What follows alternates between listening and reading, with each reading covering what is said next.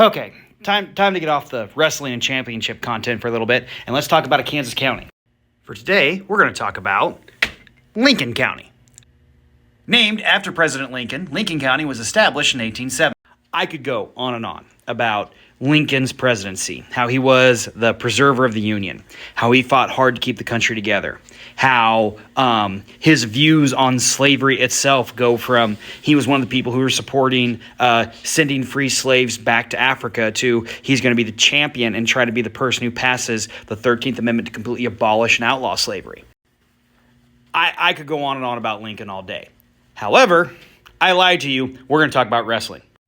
Because this guy is the only president of the United States to also be inducted into the Wrestling Hall of Fame. And I'm not talking WWE Hall of Fame. I'm talking legit Wrestling Hall of Fame located in Stillwater, Oklahoma.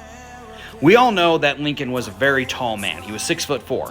What gets forgotten is that he was a strong 6'4". In today's parlance, dude was ripped. There are many accounts of Lincoln taking an axe and splitting a rail log in two with one cut of the axe. One of his nicknames when he was younger was the Rail Splitter. In fact, during one of his campaigns for Congress, there were two men who were making a big noise, who were causing problems. Lincoln walks out into the crowd, grabs one by the back of his neck, lifts him up, and yells at them to listen to him while he is talking and throws him aside. It is believed that Abraham Lincoln won 300 wrestling matches and only had one loss.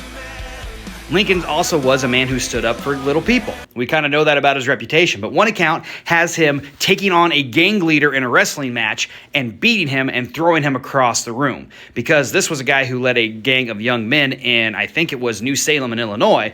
Lincoln was was working for a shopkeeper at the time and was asked to go take out this bully so he'd stop messing with the shop. And he did it, convincingly. A lot of people think that Lincoln might have been older, bent over, and diseased in the later years of his presidency.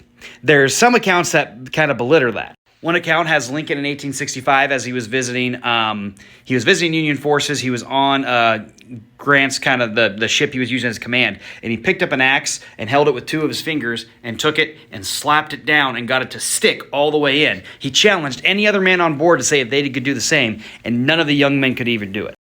If I were to make a list of presidents I wouldn't want to fight, this guy is at the top of that list with Theodore Roosevelt and Andrew Jackson.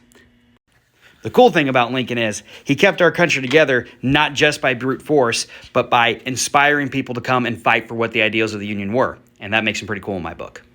So there's Lincoln County.